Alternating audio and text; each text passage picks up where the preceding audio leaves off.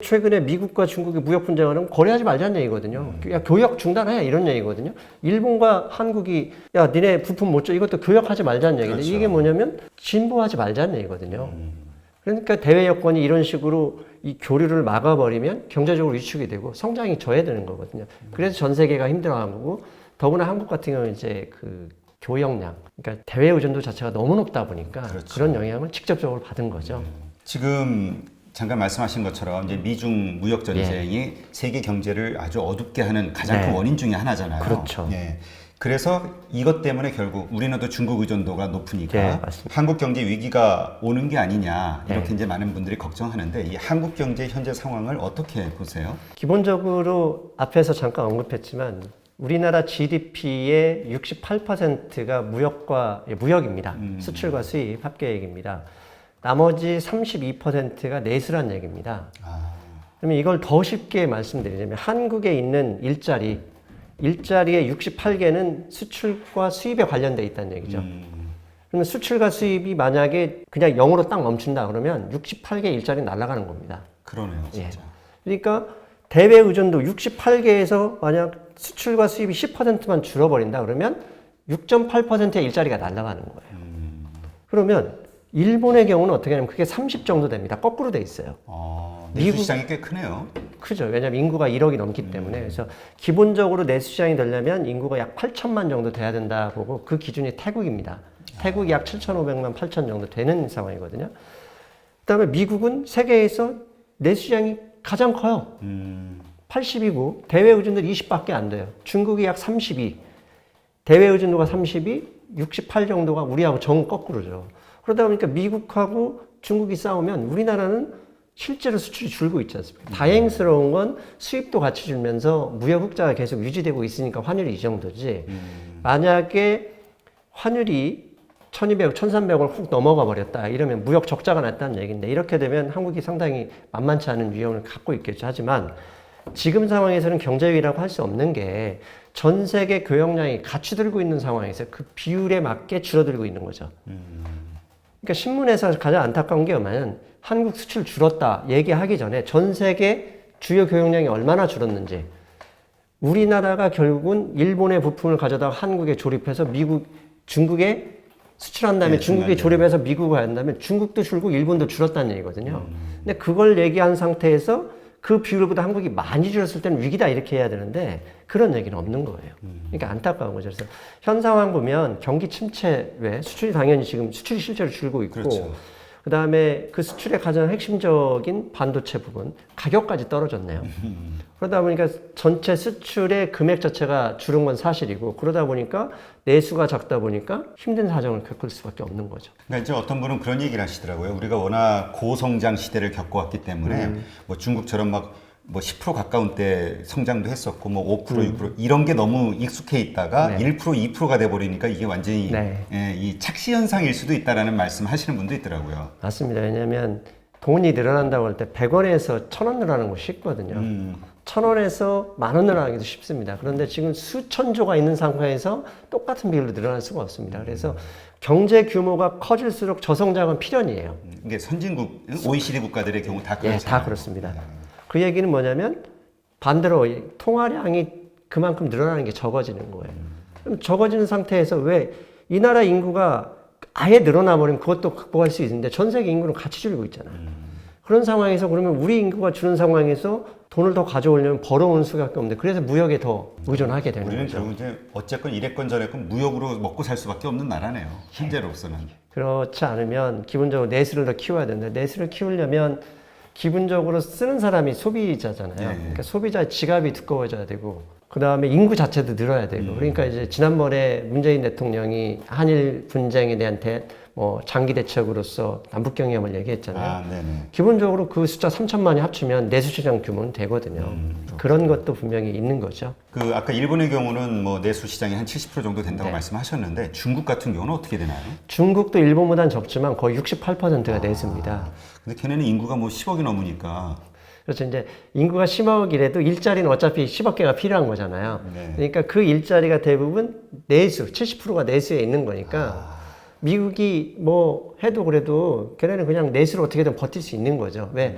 일자리 다 날라가도 30개만 날라가도 되는 거지 않습니까? 근데 한국이 대외로 일자리가 다 날라가면 68개가 날라가는 거거든요. 그 중국의 경제 상황이 우리한테 정말 중요한 의미를 가지고 있다라고 이제 이야기를 하는데, 그렇죠. 예, 그 정확한 이유를 한 번 더 설명해 주시면요. 기본적으로 우리나라의 수출의 25%가 중국으로 가고 있습니다. 네.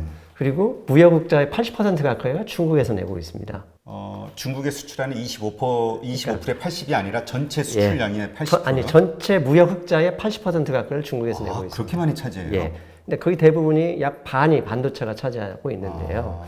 그러니까 우리나라 입장에서도 미국과 한미일의 동맹은 결국 중국과 러시아를 견제하는 거거든요. 근데 지소미아 이번에 폐기가 아니라 종료했던 것도 뭐냐면 미국의 심기를 불편하게 할 수 있어요. 그런데 반면으로 이 부분 때문에 중국을 또 지난번 사드처럼 네. 이게 중간에 한국이 껴있는 상황이기 때문에 상당히 조심스러울 수밖에 없어요. 그렇다고 중국하고 거래하지 할 수는 없거든요.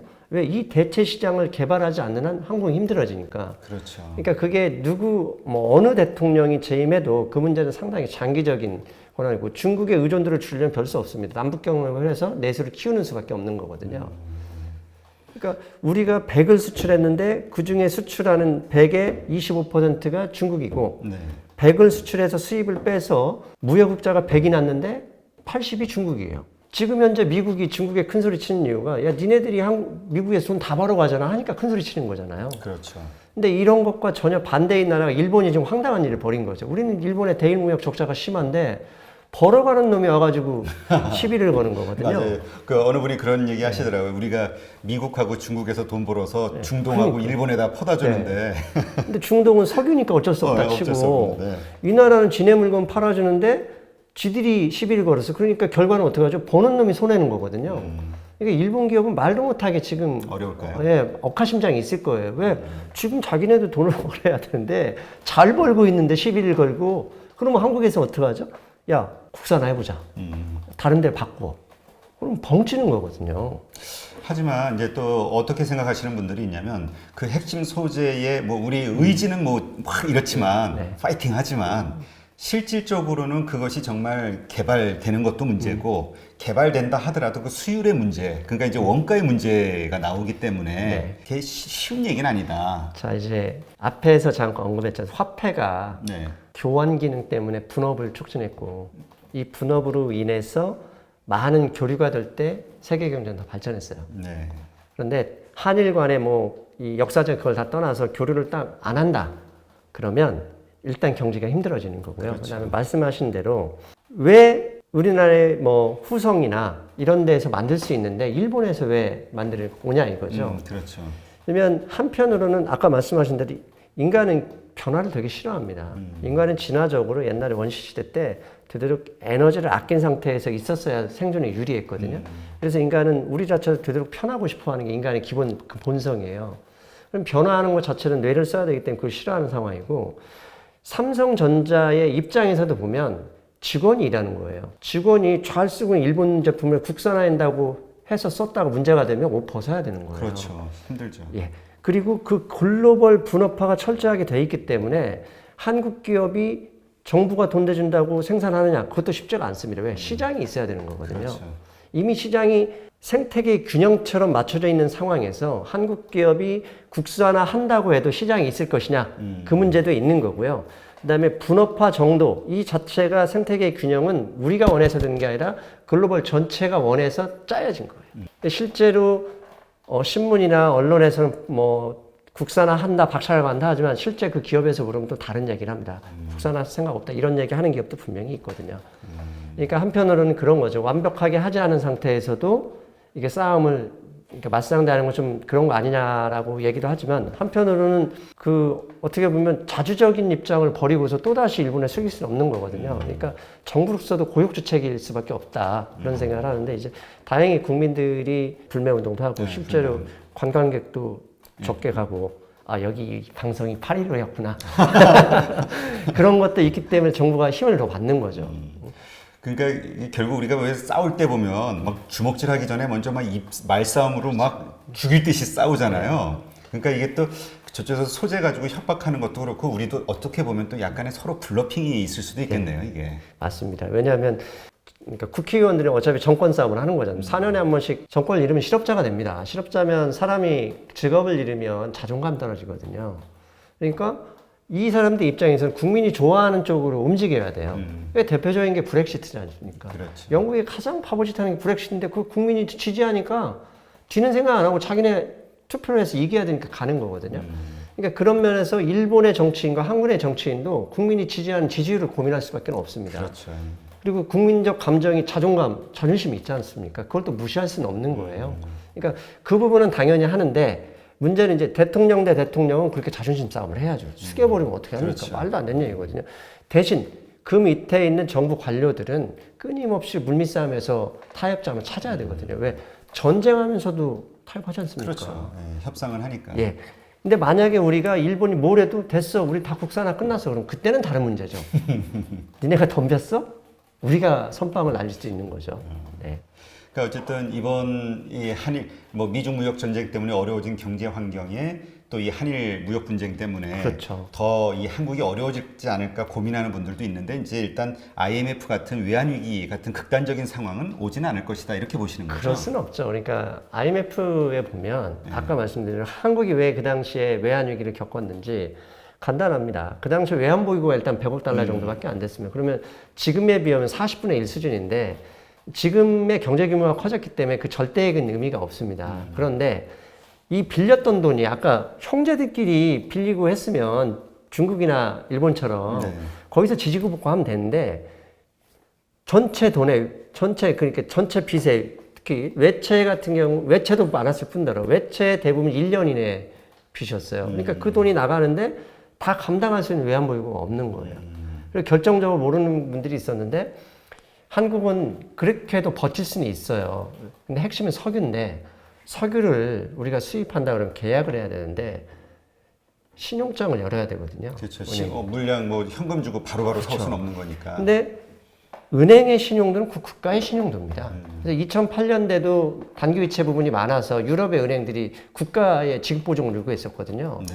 근데 지급보증 안 하면 은행하고 신용장 거래 끊겨서 수출 수입이 막히는 거예요. 근데 그 당시 97년도에도 은행의 신용이 떨어지니까 국가의 신용도가 은행의 신용도가 같이 가니까 네.